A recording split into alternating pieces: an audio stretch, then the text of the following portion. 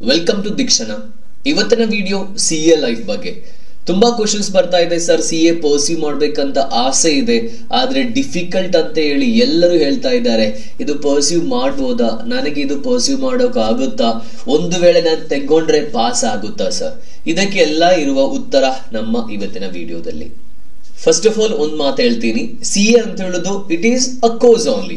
ನಾವು IAS ಮಾಡೋ ತರ IPS ಮಾಡೋ ತರ ಇದು ಒಂದು ಕೋರ್ಸ್ ಅಷ್ಟೇ, ಯಾರೂ ಪಾಸ್ ಆಗದ ಒಂದು ಕೋರ್ಸ್ ಅಲ್ಲ. ತುಂಬಾ ಜನ, ಲಕ್ಷಗಟ್ಟಲೆ ಜನ ಪಾಸ್ ಆಗಿದ್ದಾರೆ, ಅದರಲ್ಲಿ ನಿಮಗೂ ಒಬ್ಬರಾಗ್ಬೋದು.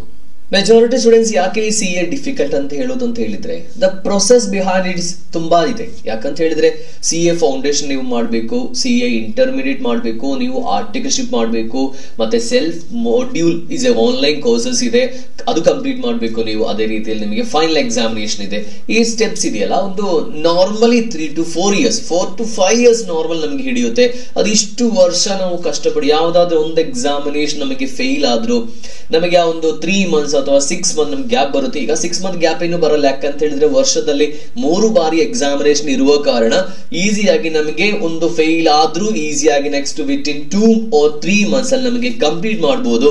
ಸೊ ಆದ್ರೂ ಈ ಒಂದು ಪ್ರೊಸೆಸ್ ಇದೆಯಲ್ಲ, ಈಗ ಫಾರ್ ಎಕ್ಸಾಮಿನೇಷನ್ ನಾವೀಗ ಒಂದು ಡಿಪ್ಲೊಮಾ ಕೋರ್ಸ್, ಒಂದು 6 month ಕ್ರಾಶ್ ಕೋರ್ಸ್ ಎಲ್ಲ ನಾವು ತೆಗೆದ್ರೆ, ಫಾರ್ ಎಕ್ಸಾಂಪಲ್ ಒಂದು ಆನ್ಲೈನ್ ಕೋರ್ಸ್ ತೆಗೆದ್ರೆ ನಮಗೆ ಈಸಿಯಾಗಿ ಒಂದೇ ಒಂದು ಸ್ಟೆಪ್ ಇರುತ್ತೆ, ಅದು ಕಂಪ್ಲೀಟ್ ಮಾಡಿ ನಮಗೆ ಎಕ್ಸಾಮಿನೇಷನ್ ಬರೀಬಹುದು, ಜಾಬ್ ಸಿಗುತ್ತೆ. ಆದ್ರೆ ಇದೊಂದು ಜಾಬ್ ಸಿಗ್ಬೇಕಾದ್ರೆ ಆಕ್ಚುಲಿ ನಿಮಗೆ ಆ ಒಂದು ಟೈಟಲ್ ಇಟ್ಕೊಂಡು ಆ ಒಂದು ಕ್ರೆಡಿಬಿಲಿಟಿ ಇರುವ ಜಾಬ್ ತೆಗಿಬೇಕಾದ್ರೆ ನೀವು ತುಂಬಾ ಪ್ರೊಸೆಸ್ ಅಲ್ಲಿ ನೀವು ಕಂಪ್ಲೀಟ್ ಮಾಡಬೇಕು. ಆ ತುಂಬಾ ಪ್ರೊಸೆಸ್ ಕಂಪ್ಲೀಟ್ ಮಾಡಿದ್ರೆ ಮಾತ್ರ ನಿಮಗೆ CA ಆಗೋಕ್ಕಾಗೋದು. ಸೊ ಅದರಲ್ಲಿ ಮೆಜಾರಿಟಿ ಸ್ಟೂಡೆಂಟ್ಸ್ ಈಗ PUC ಆದ ನಂತರ ಅಥವಾ ಡಿಗ್ರಿ ಆದ್ಮೇಲೆ ಫೌಂಡೇಶನ್ ಲೆವೆಲ್ಗೆ ಬರ್ತಾರೆ. ಈಗಿನ ಒಂದು ಪ್ರೊಸೆಸ್ ನೋಡುವಾಗ CA ಫೌಂಡೇಶನ್, ಇಂಟರ್ಮೀಡಿಯೇಟ್, ಫೈನಲ್ ನೋಡುವಾಗ ತುಂಬಾ ಫಿಲ್ಟರ್ಸ್ ಇರೋದು CA ಫೌಂಡೇಶನ್. ಯಾಕಂತ ಹೇಳಿದ್ರೆ ತುಂಬಾ ಸ್ಟೂಡೆಂಟ್ಸ್ ಎಂಟ್ರಿ ಆಗೋದು ಫೌಂಡೇಶನ್ ಲೆವೆಲ್ ಅಲ್ಲಿ. ಆ ಫೌಂಡೇಶನ್ ಮೆಜಾರಿಟಿ ಸ್ಟೂಡೆಂಟ್ಸ್ ಏನ್ ಮಾಡ್ತಾರೆ, ಅಷ್ಟು ಕ್ವಾಲಿಟಿ ಇರುವವರನ್ನು ಮಾತ್ರ ಅವರು CA ಇಂಟರ್ ಕಳಿಸ್ತಾರೆ.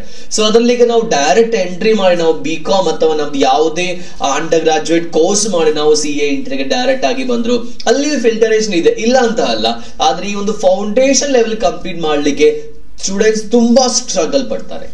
ಈ ಒಂದು ಕೋರ್ಸ್ ಪರ್ಸ್ಯೂ ಆದ್ಮೇಲೆ ಯಾವುದೇ ರೀತಿಯಲ್ಲಿ ನಮಗೆ ಡಿಪ್ರೆಷನ್ ಸ್ಟೇಜ್ ಗೆ ನಾವು ಹೋಗಬಾರ್ದು. ಯಾಕಂತ ಹೇಳಿದ್ರೆ I am getting lot of calls. ಅದಾയത് ನಮ್ಮ ಇನ್ಸ್ಟಿಟ್ಯೂಟ್ ಗೆ ತುಂಬಾ ಕಾಲ್ ಬರುತ್ತೆ, ಸರ್ ನನಗೆ ಒಂದು 50 years ಆಗಿದೆ, ಕೆಲವು 59 years ಆಗಿದೆ, ನನಗೆ ಜಸ್ಟ್ PUC ಆದ್ಮೇಲೆ ಇದೆ. ಸೊ ಡಿಫ್ರೆಂಟ್ ಸ್ಟೇಜಸ್ ಇರುವವರು ಈ ಒಂದು ಕೋರ್ಸ್ ಪರ್ಸ್ಯೂ ಮಾಡ್ಲಿಕ್ಕೆ ಪ್ಲಾನ್ ಮಾಡ್ತಾರೆ.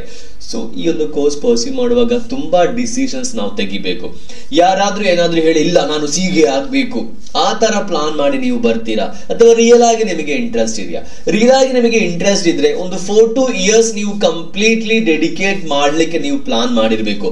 ನಿಮ್ಮ ಫ್ಯಾಮಿಲಿ ಆಗ್ಲಿ, ನಿಮ್ಮ ಫ್ರೆಂಡ್ಸ್ ಆಗ್ಲಿ, ಸರೌಂಡಿಂಗ್ಸ್ ಆಗ್ಲಿ, ಎಲ್ಲರೂ ನಿಮಗೆ ಸಪೋರ್ಟ್ ಮಾಡ್ಬೇಕು. ಈವನ್ ಸಪೋರ್ಟ್ ಮಾಡಿಲ್ಲ ಅಂದ್ರೂ ಪರವಾಗಿಲ್ಲ, ಡಿಸ್ಟರ್ಬ್ ಮಾಡಬಾರ್ದು.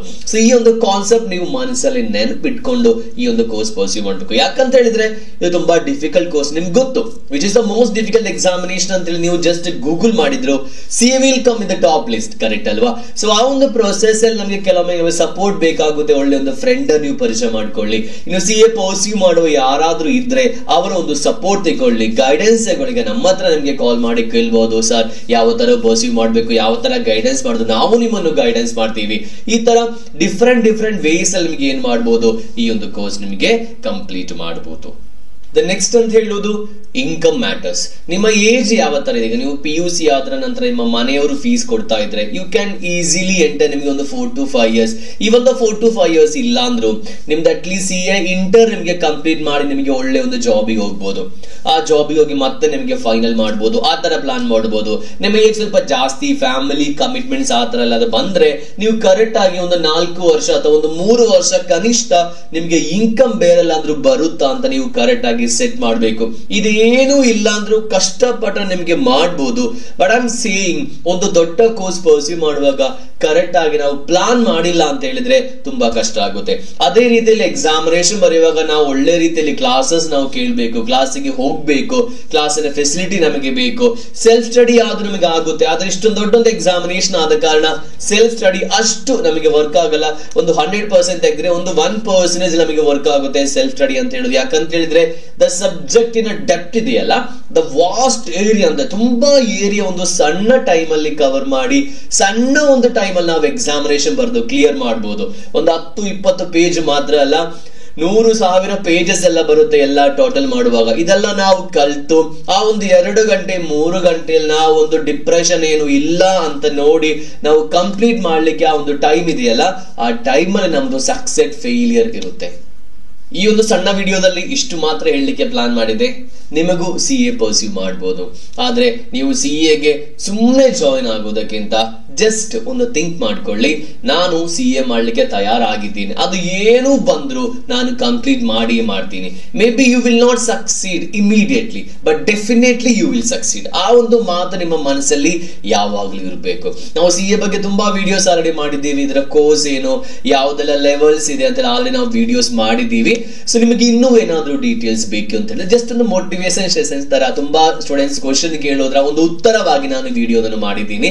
ಸೊ ನಿಮಗೆ ಏನಾದ್ರೂ ಕೇಳುವಂಗೆ ಕೇಳಬಹುದು. ನಮ್ಮ ಯೂಟ್ಯೂಬ್ ಚಾನಲ್ ಕಮೆಂಟ್ ಬಾಕ್ಸ್ ಅಲ್ಲಿ ಬಂದು ಕಮೆಂಟ್ ಮಾಡಿ. ತುಂಬಾ ಜನರು ಕಮೆಂಟ್ ಮಾಡ್ತಾ ಇದ್ದಾರೆ, ತುಂಬಾ ಜನರು ಡೌಟ್ ಕೇಳ್ತಾ ಇದ್ದಾರೆ, ನಿಮಗೆ ವಾಟ್ಸ್ಆಪ್ ಅಲ್ಲಿ ಮೆಸೇಜ್ ಮಾಡಬಹುದು. So B in touch and stay tuned. ನಿಮ್ಮ ಯಾವ್ದಾದ್ರು ಫ್ರೆಂಡ್ಸ್ ಮಾಡ್ಲಿಕ್ಕೂ ಪ್ಲಾನ್ ಮಾಡ್ತಾ ಇದ್ರು ಅವರಿಗೂ ಈ ವಿಡಿಯೋ ಒಂದು ಶೇರ್ ಮಾಡಿ. ಇದುವರೆಗೂ ಚಾನಲ್ ಸಬ್ಸ್ಕ್ರೈಬ್ ಮಾಡಿಲ್ಲ ಅಂದ್ರೆ ಚಾನಲ್ ಒಂದು ಸಬ್ಸ್ಕ್ರೈಬ್ ಮಾಡಿ. ನೀವು ನೋಟಿಫಿಕೇಶನ್ ಆನ್ ಮಾಡಿಟ್ರೆ ನಾವು ಇದರ ರಿಲೇಟೆಡ್ ಎಲ್ಲಾ ವಿಡಿಯೋಸ್ ನಿಮಗೆ ಬೇಗನೆ ನಿಮಗೆ ತಲುಪುತ್ತೆ. ಸೊ ಮುಂದಿನ ವಿಡಿಯೋದಲ್ಲಿ ನೋಡುವವರೆಗೂ ಧನ್ಯವಾದಗಳು.